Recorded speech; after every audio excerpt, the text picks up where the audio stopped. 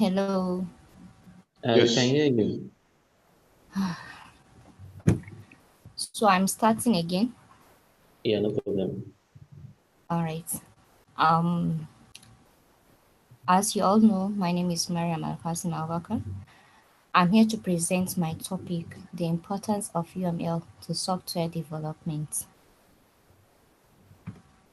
These are the outlines I'm to discuss on about the topic, the introduction, what UML is, and types of UML, then the uses of the UML diagram, the importance of UML, then conclusion.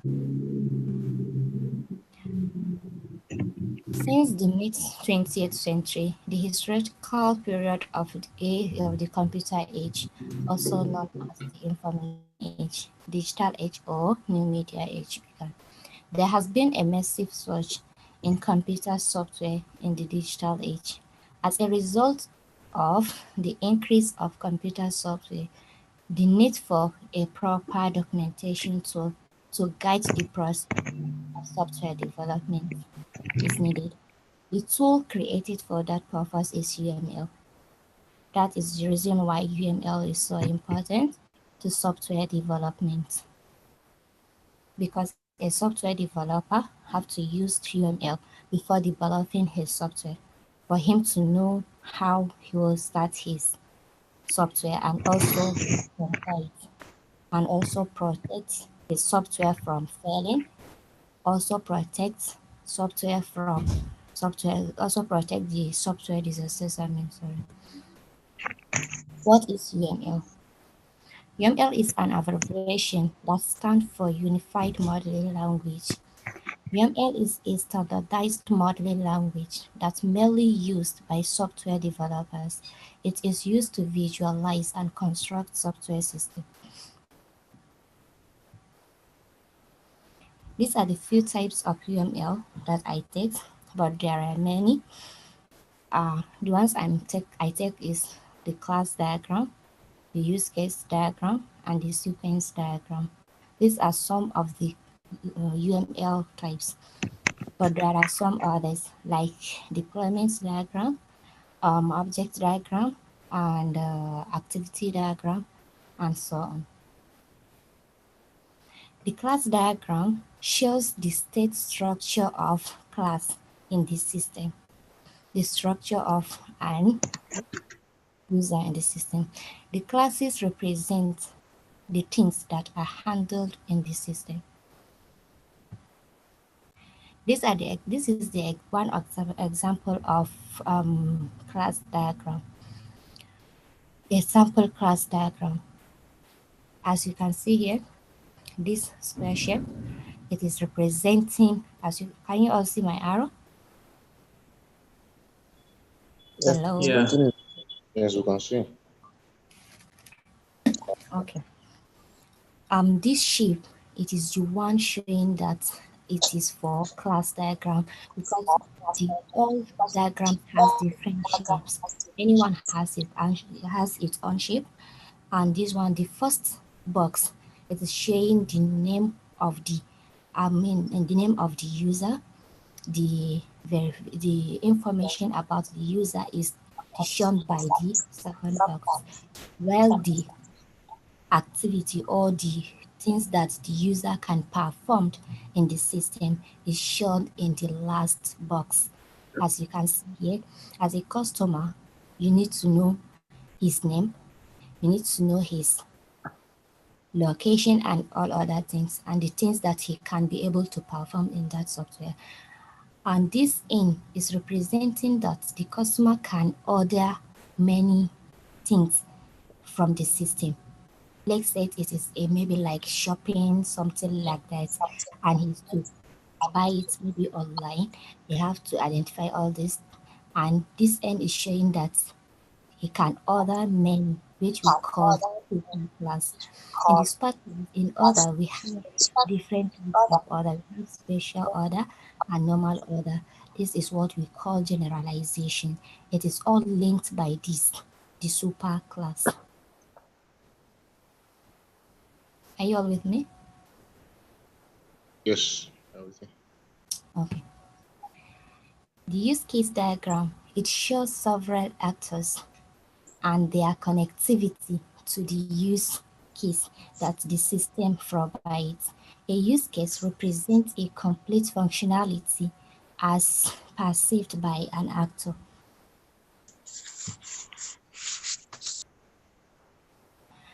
As you can see here, the example of the use case diagram, it shows the connectivity between an actor, between a user and the system, what the user can do and what is his connectivity with the system. As you can all see, here is the user and here is the librarian. Library user and librarian. We take library system as example. A library user can be able to register a book, loan a book, return book, and query for a book. But what the user cannot do is that he cannot add something to the software. But while the librarian, who is the in charge of the software, can be able to add that very thing. Are we all together? Yeah, continue. Hello? Okay. The next one is the sequence diagram. Sequence diagram is an interaction diagram that detail how operations are carried out. They capture the interaction between objects in the context of a collaboration.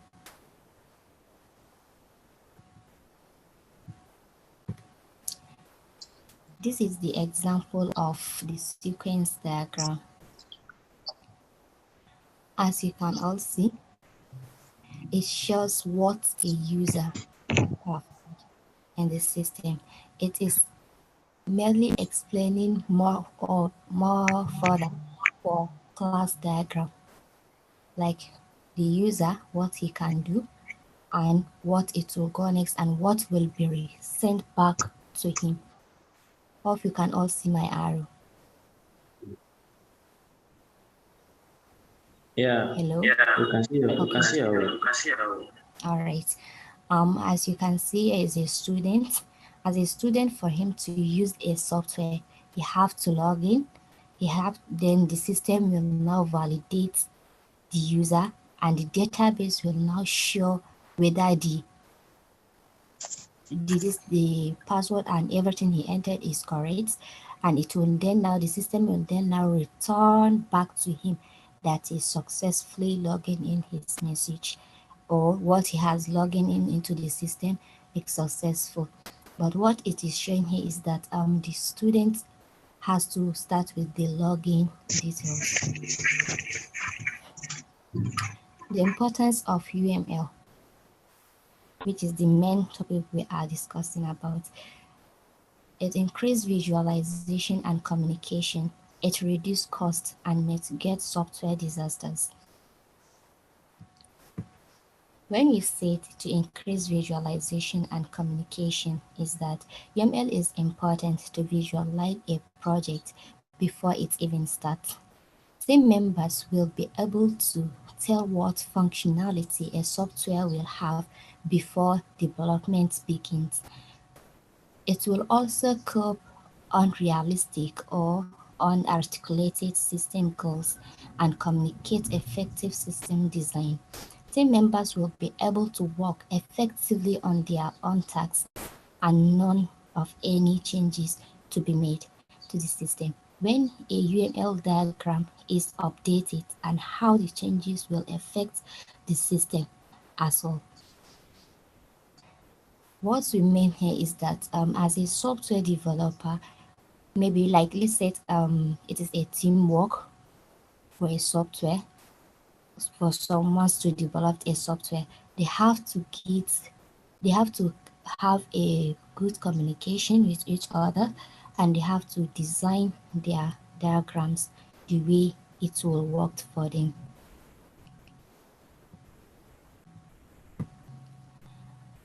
To reduce monetary cost of software development, when there is no proper documentation and how a software is to be created, software errors can increase. the cost of software development. As a software developer, where to develop a software, if you do not have a proper documentation for it, you do not have a good visualization on that very software, sometimes it fails and sometimes it causes software disasters because it and when it fails, sometimes it's used to add more cost than the cost that you spent for the first time before developing the software. When it fails, it may cost more than that. In some large system, the cost to even fix the errors is so high than the system developed will be abandoned. An example is the any state IT system, which costs taxpayers in England nearby dollars. One of the major reasons it failed was because there was no proper planning when the software was designed. When the software was designed, they did not have a proper planning for that very software. This is the reason why it fails. As a software developer, you have to design it before starting, which you are to use UML. For you to use UML, you have to use the diagrams for you to develop it and for you to know how the software will even work before even starting developing the software. And to reduce software disasters, a software disaster is a man made or technological disaster that is caused by a software when a developer did not visualize a project before it takes place or documentation for a project.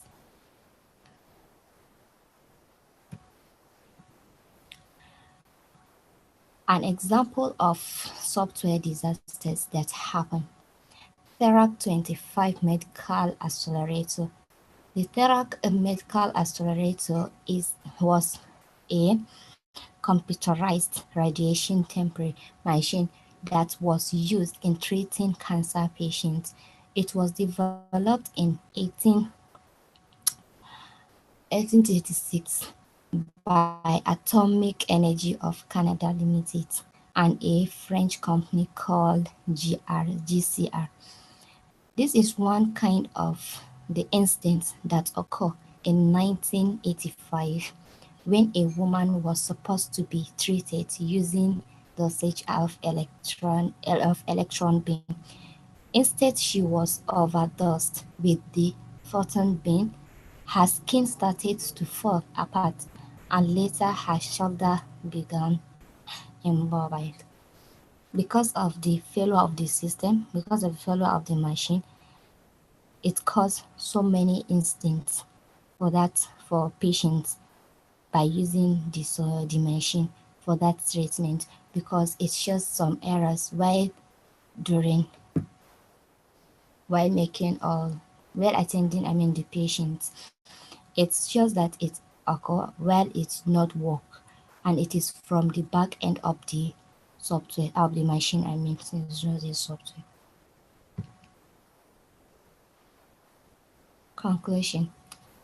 With this, I wish all software developers should be able to know the importance of UML in software development.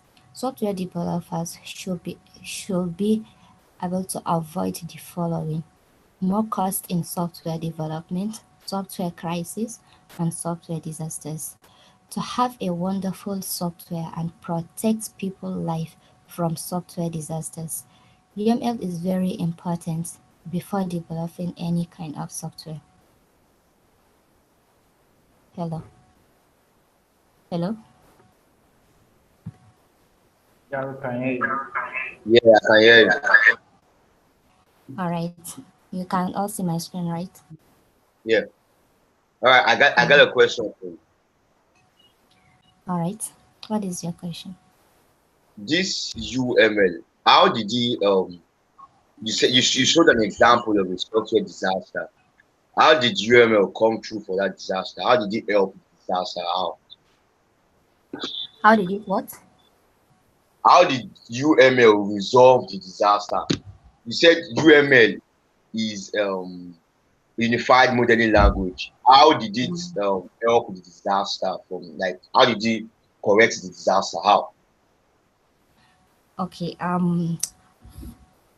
for a software developer, for him to avoid software disasters, he has to document, he has to have proper documentation and visualizations, and also he has to make some discussions with the his team members, or if he's designing it only him, he have to design all the diagrams that will helps him in developing the software very well. This will help him in avoiding software disasters, because if to say the software was developed the way it's supposed to, if to say he used the UML in a proper way, it won't fail. Are you okay? Yeah, I'm okay. All right, thank you. Brian, hello, Anyone again? Brian. Yes, Abakar. Uh-huh. Um, can you please move to slide 7? Slide 7. Yes.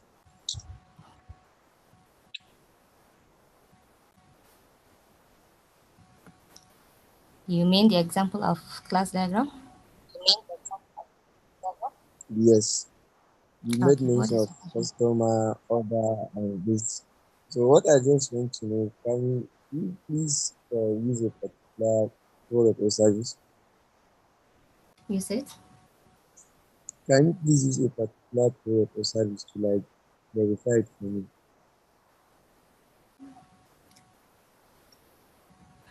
I can't see you clearly, Abakar. Hello. I said the example of the class diagram you give. Eh, I said, do you have any example that can like give me a clearer picture of it? Because I'm interested in knowing more. okay, there are so many examples of class diagram. So I just take one to make example of it. Since our main topic is to show the importance of UML, we are just showing how class diagram works, and Uh, for it, for us to know how it works, and for us to know how UML works. As I said earlier before, I say that class diagram, as you can see from the beginning, I say that the class diagram shows the state structure of classes in the system. The classes represent the things that are handled in the system. So as you can see here, we take it as for maybe like ordering system. You understand? So for a customer, this shape shows that this is a class diagram. You understand? Because all the diagrams has its own different shapes. The other diagrams too, they have their own kind of shape. So you can't go and take deployment diagram shape and bring it and say it's for class diagram. This shape, the square shape, is for class diagram. As you can see, the first box is for the not even customer, for the user. Let's say for the user. So because I take for a maybe shopping this thing, this is the reason why you can see customer here. You understand? So for a customer, you have to know his name, his location, and what that customer can perform in the system, which is to shown in the last box. The second box is for the string to us to know who is the customer. And this is showing us that the customer can order many numbers of things from the system. You understand? If to say maybe let's say it is a shopping system, you understand? He can shop, maybe he can buy many things, he can save and he can do all that.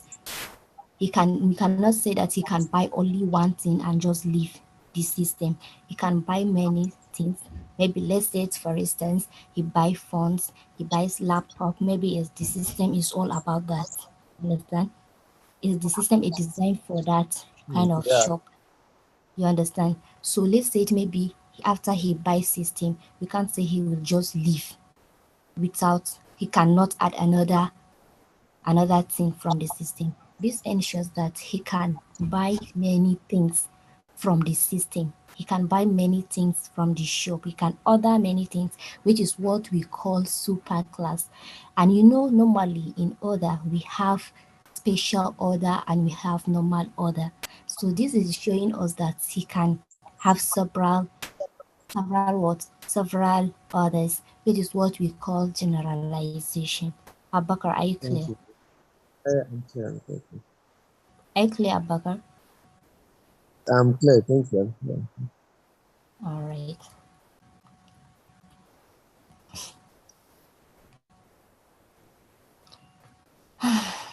Is there any question again?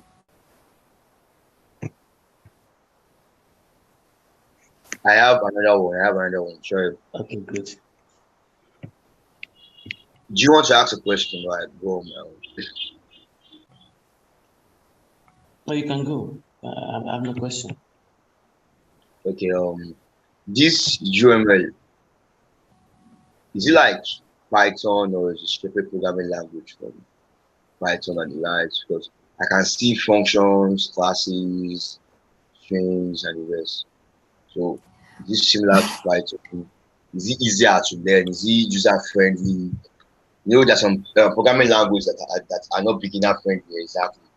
So is it beginner friendly? Can I pick it up and in no time learn to and what are the things I can use this UML to do? Other languages is for web development, for machine Yes, learning, yes, scraping. yes. So what are the works that I can use this UML for? What are they? Okay, first of all, UML is not a programming language. You understand? It's not a programming language, but it helps in developing softwares. Wait, You can't excuse just me. I just checked Google now and I can see UML is a programming language. I just checked Google right now. I still is a programming What language. I mean is that UML is not a something that you use to code. It's not a coding like other programming languages like Java, PHP, and all those. Is you use it. We use it for coding, right? We use it to code a program. This one is just to design, to construct a software before developing it. You understand? Yeah, I feel you. I feel you. So sorry, excuse me. Okay. So if you say it's used to like developing, do you mean like the flow of the program, or I don't know if you understand what I'm saying. The I don't. flow of the program. I didn't get what you said. Like it's used for developing before coding. I don't understand that part. Okay. I mean that you have to use it. Maybe like let's say for instance, you are will to develop a software now. Okay? Are you with me? Yes, yes, I'm with you. Okay. At least you have to design how you will start even you will design the software, right? You will Yes. design that yes, this is the actions that will happen in the system and this is what the system is supposed to do. Okay. Are we together?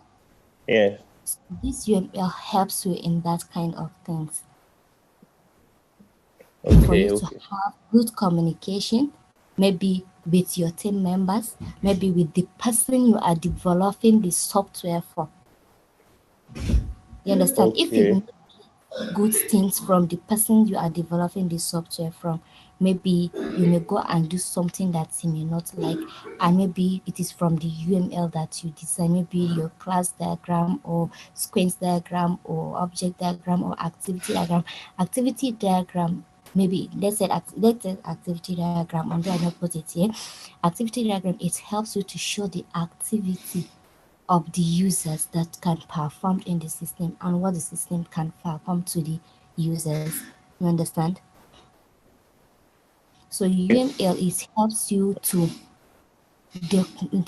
have a proper documentation for your software. before developing that software. Hope you get it. Okay. I think I get it now. Yes. Okay. UML is like the UI UX of Okay. coding. Okay. Yes. Yeah. I think I get it now. Okay. So it's more of like a UI Okay, UX of thank you. coding, the blueprints and stuff. Yeah. All right, thank you. You're welcome. Hello, Mariam. Abubakar, My own is not question. It's just a little comment regarding your presentation. you said?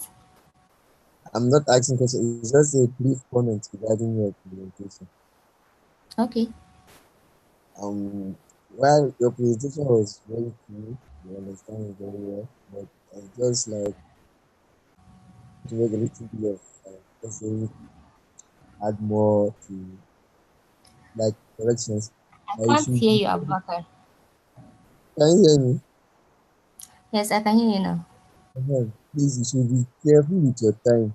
Like you should be timing your presentations. Like you should minimize reading out what you have already told on screen.